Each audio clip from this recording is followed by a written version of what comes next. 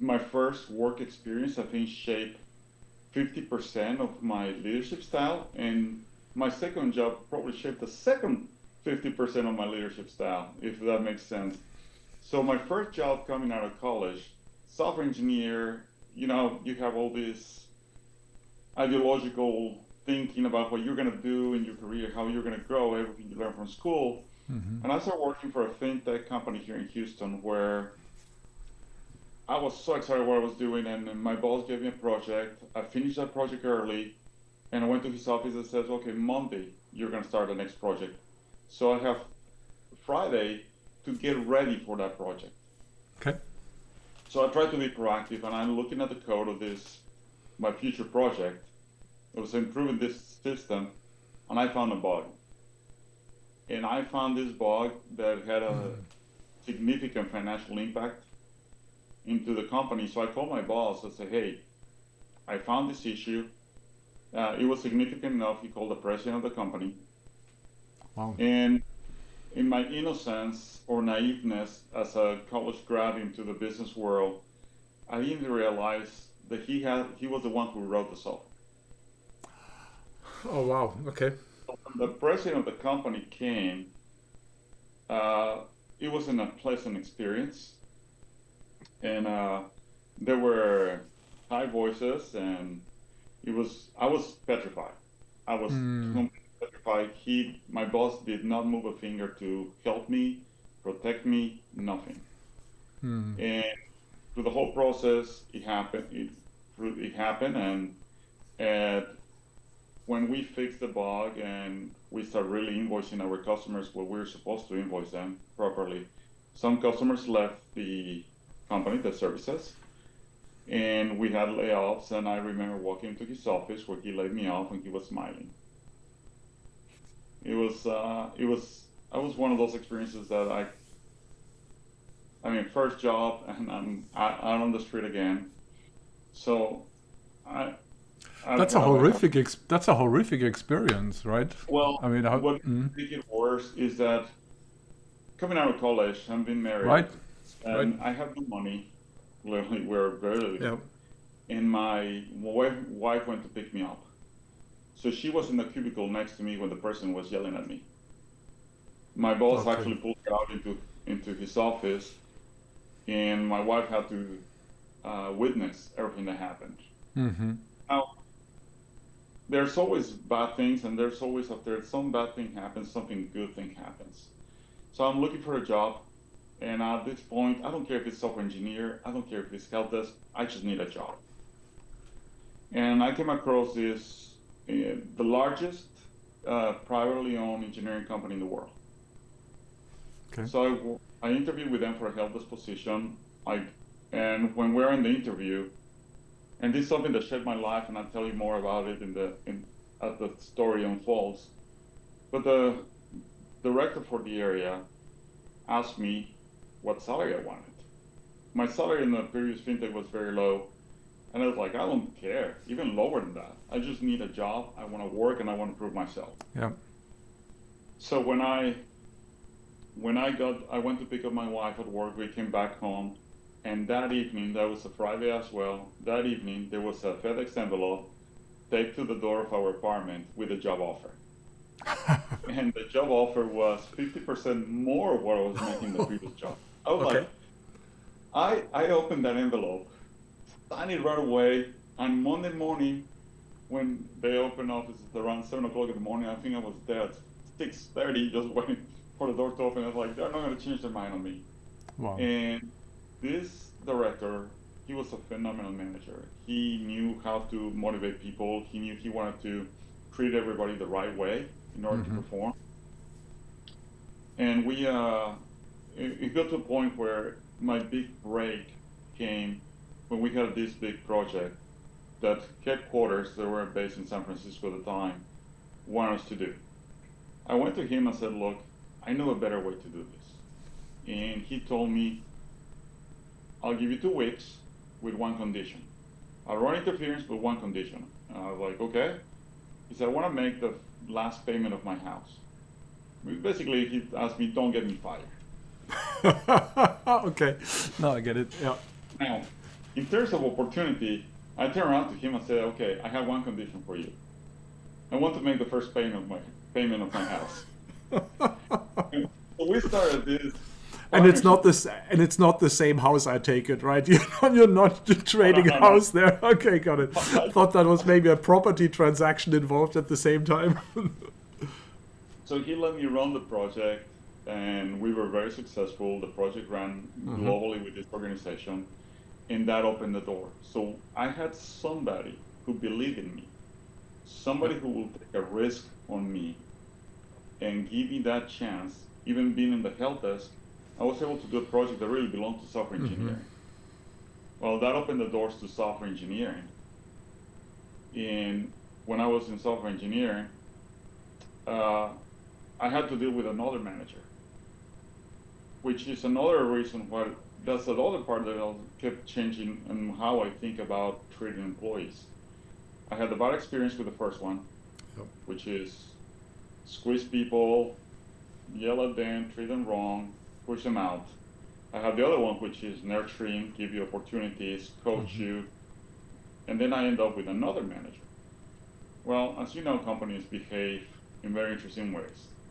When you are inside the company and you go from one position to another, the typical HR bands where you only get the 3% and things like that. Right. And I was training and I was working with software engineers who were actually, their salaries way higher. At that time, I had a baby boy who is my link to this company in many ways because he was born 1 pound and he spent 4.5 months in the neonatal ICU. And so I'm like, okay, I need to do something. As a father, I need to provide for my family. I went to my boss and said, look, I understand you cannot put me at the same level of the people who are coming from the outside. I get it. Can you help me out? He increased my salary a little bit, but not enough. So I looked for another job and working for another company in Houston. And when I went back to him and said, well, I appreciate what you did, but here's my resignation letter, he told me, Antonio, I could have matched that offer. And I was like, a management role is about trust. And I told him, I can, in one of my lowest moments, ask you for something, and you didn't do what you were supposed to do. So if you move 30 years into the future, first of all, I like the idea of giving people opportunity. I'm not going to open the door for them. I'm going to crack the door open, but I'm going to give them the tools to succeed. And you'll see who's going to kick the door open and go for it. The other thing is when I hire people, I don't like negotiating salaries. And the reason I don't like it is because I'm going to give them every single penny that I'm allowed to give them. Money should not be an issue for them to love where they are. Okay. I want them to, and I tell this to my team, I like them to be recruited by every company in the world. That means that they're trained properly. That means that they have the right skills, that they're staying with the moment and the technology. But I want them to stay because they love the place, because they love the environment. So if you can take the financial out, if you give them the right training and you give them the right opportunities, grass is not always greener somewhere else. And between what's happening now and there, I work for a company. The company I went to as a project manager, after I left the engineering company, that also that was an interesting journey that put me on the leadership map. So I go to this company and they bought companies in South America. Nobody wanted to go to South America. So like, I'll go. That's what the job. That's it. I'll go. My first day on the job, internationally speaking, it was really funny and interesting. So we have a partner. We bought this company in Colombia. We have a partnership with a company from Venezuela, and us from the U.S. Many people did not speak English. Many people did not speak Spanish. So we're looking at a conference room of each other. It's like, okay, I call the American consulate and say, hey, do you have translators? It's like ordering pizza. And then, yeah, we have a few. Can you send 6? I divided the teams. Everybody went to their groups, and that evening we're in the hotel at the bar debriefing what happened in your group, what happened, what we're doing, and this gentleman showed up. He was the vice president of finance for the international division. Okay. I worked for local team, not for him. Mm-hmm. So he walks into the bar and says, like, "Who's this Antonio?" And given my previous experience, like, oh my God, I'm fired. Oh. I stepped on so many toes, I'm fired. Yeah. And I said, "It's me. Who you work for?" I gave the name of my manager. "Not anymore. Now you report to me." Oh, wow. Okay. So I was like, that's quite a different experience compared to the first story, right? Well, yeah. So my word. I started working with him. Mm-hmm. I was the first person in IT for the international division. Mm-hmm. We bought other companies in South America, and most of these companies were state-owned companies. So there's a lot of employees that really they was using these companies to eliminate some of the deficiencies they had in the job market. Mm-hmm. When you become a private company, then you have to really have the right people in the right place at the right time. Mm-hmm. And we're going to do implementations of SAP across this organization. So it gets to the difficult time where you need to say, who do you keep and who you don't keep? And you have to make that decision. But you have to do it in the most humane way. And this is one of the things that I'm the most proud of my career, because I've been there. I've been laid off. I know how you feel. You know? Yeah. I always tell my team, when you hire somebody, they go out to dinner, they celebrate, right? When you have to lay them off, it is a very tough time. They're thinking about their bills, their children, if they have children, their car payment, anything, their whole life is disrupted. So you don't want to create disruption. You want to create nurture environments. Yeah. So we were forced to reduce some people. Well, the great thing about IT is that a lot of people who are business savvy, because they were good in computers, they put it in IT. So with these people, I would knock on the door of the other team leaders, and I go like, "We're going to do SAP. You need to take this and this person with you." Mm-hmm. And they were like, "But we're trying to do this person." "No, you don't understand. This person understands the business and understands technology. You need them in your area." So that was one way to protect my team. Some others decided to take the package that we offer. And we had two areas. There's the people who came to me and said, "Antonio, I want to take the package." Normally, the people who take the package is the ones that have a plan or something, or the ones that are very good. Right. And that's when you start losing a lot of brain power. Mm-hmm. So those who wanted to go out and take the package, I asked them if they said they were going to start their own consulting company. So I said, "Okay, let's have a condition. I'll give you your package, but you need to sign your first contract with me." So that's a clever way to keep them. Okay, you're essentially keeping them, right? Also helping them, because you start your consulting company backed by a U.S. firm. Right. We have others that want to start their own business, like kind of like chauffeurs and driving around. Mm-hmm. Well, we hire them as our drivers. We're in the country, we use their services. Mm-hmm. And they could sell those services to other American companies, which serve them a lot. Yep. And then you have the people who wanted to learn English. I put them in contact with the consulate, and some of them got student visas in the U.S. so they could learn English and go back to their countries, obviously trying to elevate themselves for the next job. And they were the ones who wanted to stay. Mm. You'll have an reorganization like that. There's holes in the organization. Yeah. So you start working with them to see who's going to take the next space up. Yeah. And at the end of that journey, we have a few people who became CIOs in their own company, so they increased their careers to CIO. And at the end of the day, it's a little bit of what I learned with my director at the engineering company. You have to give people opportunities. Yep. They'll be willing to take the next step if you give them that space. Yeah. Yeah. That's a lot of profound experiences that you're sharing there, starting with your very early positions over to, my word, quite the difference in experience. I'd be curious to hear, Antonio, what was some advice that you received during all of these ups and downs? You must have had some people as trusted advisors or as mentors, people close to you.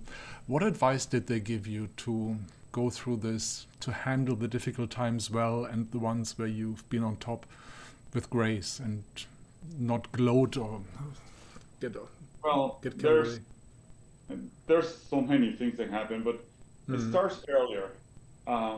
My dad was a hardworking person. I come from a blue collar family. My dad was selling flour to bakeries in Mexico, and for every dollar he made, 90 cents were commission. If you don't sell, you don't eat. Yep. Plain and simple.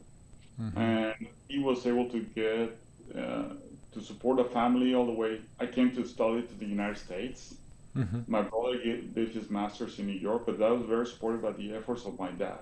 My mom was a woman with an incredible common sense and not afraid of anything. She will always be saying, you can do it, you can learn it, you go for it. So that helped me tremendously. Then in my professional career, having a support system like my wife has been having a person that you can talk to, compare all those things that are happening. I mean, she saw what happened to me on my first job. Yeah, of course. She was right in the next cubicle, right? If I got that, yeah. She's been on the battlefield with me, so she knows what it goes, and she always been super encouraging. In terms of managers, in terms of people who, they always pointed about the good things. You always get to see the bad things. So I learned, and my daughter's got this bracelet that I really love. It's made out of plastic, like plastic bubbles, and there's one black bubble, and there's one bubble with water. The black bubble is supposed to be like the dirt from the lowest place on Earth, and the water is supposedly to be from the Himalayas, the highest place on Earth. Just to show you that you're never that down and you're never that high. You have to be in a balance. Interesting. Okay. Interesting. And so people listening to me, what I'm complaining about or what I'm going through, and telling me, Antonio, you're right, you're wrong, look at it this different way. So listening is probably the best. Self-value is incredibly important. It doesn't matter how down you are, you're still valuable. That somebody appreciates it or not, that's a different story. But your value doesn't change. And faith is an incredible part of it. Okay. And again, your support system, your wife, your children, your friends. I had a terrible experience interviewing not long ago. Actually, the year is 2019, so it's fairly close. We sold the company I was working for, so I'm in between jobs. And I got an interview with this company. They never turn on their cameras. We had 6 interviews. They invited me to go to the city where they were located at. And I'm coming from, with my previous company, winning the IDG Digital Edge Award 50, which was only given to 50 companies. So sold the company with a great exit. So I'm over the moon. I'm like, I can do this. My spirits are high. I go for this interview, fly to this place, show up to the meeting. This guy comes up and said, right out of the bat, you're not the main candidate. We just want to see how you look like in person. What? What? Okay, I'm sorry, I'm laughing. I mean, that sounds totally weird, Antonio. You would think that somebody would be advised by HR or anything like that, but you know what? That is strange. Okay. If that is the kind of company you don't want to work at. No, of course not. Yeah. You need to then, I'm glad that we were able to identify the difference in cultures. Yeah. That's not the right corporate culture for me. Right. So I was completely upset, and I called my wife, and we were gonna stay at a hotel that night because the next morning was the Houston Orby Awards. And I was one of the finalists representing WCA Waste, my previous company, and I don't want to go. I used to play tennis when I was young, and losing 2 matches in a row was not You my don't want idea that. of. Yeah. So I decided, I told my wife, and the plane landed in Houston. I called her, and she's like, "Sorry, but we cannot cancel. It's already paid. We need to go." Okay. Okay. I said, "You know what? You're right. My friends are candidates as well. A lot of my friends are going to be there. It's time to celebrate my friends. Let's enjoy that morning. Let's enjoy the breakfast, enjoy the ceremony." To my surprise, my name was called. I was like Houston Brilliant. CIO 2019 of the year for Mm-hmm. the enterprise, for the corporate level. So back to that bracelet I'm telling you, you're never that low, you're never Yeah. that high. If And you somebody, almost didn't go, right? And you almost didn't go. Yeah. I was so Mm-hmm. disrupted by the whole thing, but Yeah. it taught me a very, very good lesson. And in the sequence of events, Yeah. executive recruiter gave me his business card when I was walking out. I was in shock. And he gives me his business card. 2 years later, 2.5 years later, he called me for this job that I'm holding right now. Wow. Okay. So Wow. life is a series of events. Amazing. Mm-hmm. And again, if you listen, if you value yourself, if you have a good supporting system, there's no highs that are too high and there's no lows that are too low. Yeah. Yeah. These are amazing points in the story. It makes me think of something that Steve Jobs said, right? You can only connect the dots looking back. And when you look at it now, it makes sense. It had to be that way. And I imagine at the time, it felt totally different. Well, yes, no, it feels, although you say, I'm on my 14th job, which a lot of people. So, and I was telling this to my kids and to my daughter. My two daughters are married, and I talked to my husband, to their husbands about things happen, Mm-hmm. right? And it's not how many times you fall; it's how many times you stand up. Yep. Yep. No doubt. I mean, you can stay down. You have to get up. You have to do it for your family. You have to do it for yourself. Yep. And you have to do it for the pleasure of winning. Yep. If that's your motivation, you have to go. Yep. Yep. Amazing experiences in the past, Antonio. I'd love to take a look at where you are in your leadership journey right now. I'd be interested to know, what are you working on at the moment? Not in terms of projects, not in terms of the work that's going on, but in terms of your own development. What is something where you feel like, I want to put attention on that, I want to work on that, this is an area where I see growth for myself? Oh my God. This is a continuous self-improvement process all the time. I've learned to be more patient. Okay. I've been more tempered, if you will, but I'm still not there. I have the fire inside, and I want everybody to be at the same intensity. So I'm learning to be understanding more things that are very valuable to me. May not be as valuable to new generations.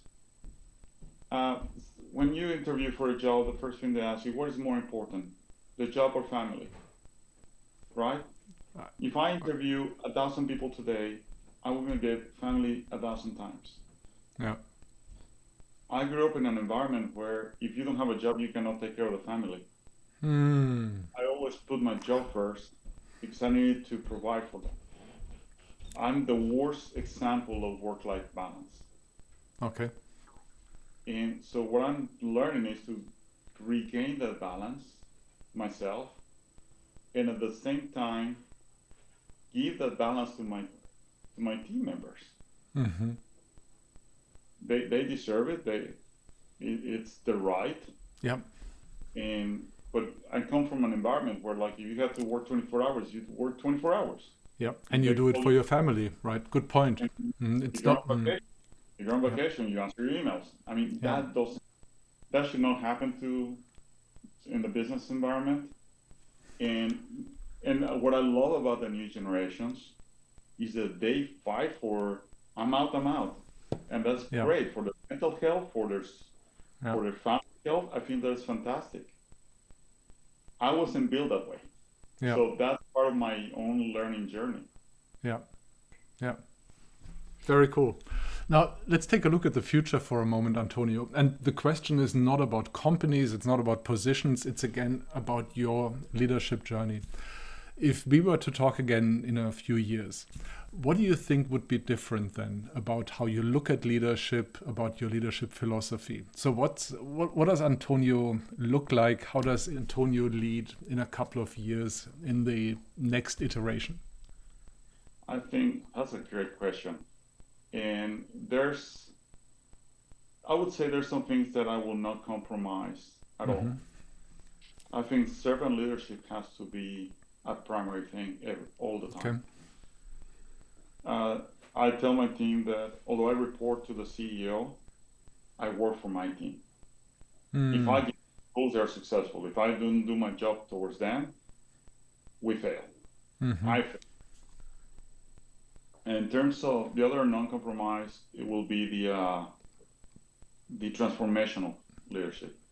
Okay. We have to look at ourselves, our business as a constant change. And if we stay the same, we're gonna fail. We need to. I mean, if you talk about AI, nobody talked about AI a year ago, 2 years ago. Now it's every conversation, right? Right.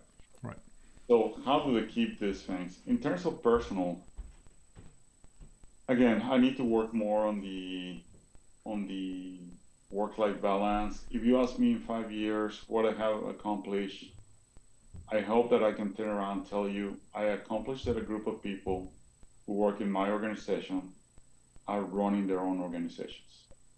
That I have put enough attention to their development, and I have done enough things for them, so now they can go to the next generation. And that's the other part that I'm very into is supporting the educational process. And we truly believe in that. My wife and I went back to our alma mater and we established a scholarship to help people in computer science. It's a small one, but it's a little bit of we can do to help somebody. And I want to keep developing that scholarship process and continue growing that. So the advantage is that my father, who worked from dawn to dusk, and from my mother, who was a stay-at-home mom, but she was the backbone of the family, and when my in-laws also were blue-collar and hard-working people, all the advantages, because they work so hard to give us some advantages, if we can give that to other people, we already try to give it to our children, but if we can extend that to the next level, to the next generation, I think it will be a good career at the end. Awesome. Yeah, that's a great way to pass it on to the next generation, and as a scholarship or something like that. That's awesome. Thank you. One last question, Antonio, and then we'll wrap it up. When you look at your own experience and you see what other leaders in technology are doing, what do you think is something that most others are missing? What is something that many other leaders are not seeing, or it's not clear to them? That's a very interesting question. I'm part of the Houston community of CIOs. And I've known a lot of these people, some of them for more than 20 years. They're part of my support ecosystem. And we share a lot of our experiences. I think one of the biggest challenges that we have as CIOs, and what I've seen in there, is that we're not 100% united as the whole ecosystem in supporting next generations. I think we're missing the point in some cases. And part of that is one of the nonprofits that I work with, we do a lot of emphasis in the next generation, but you don't see it across.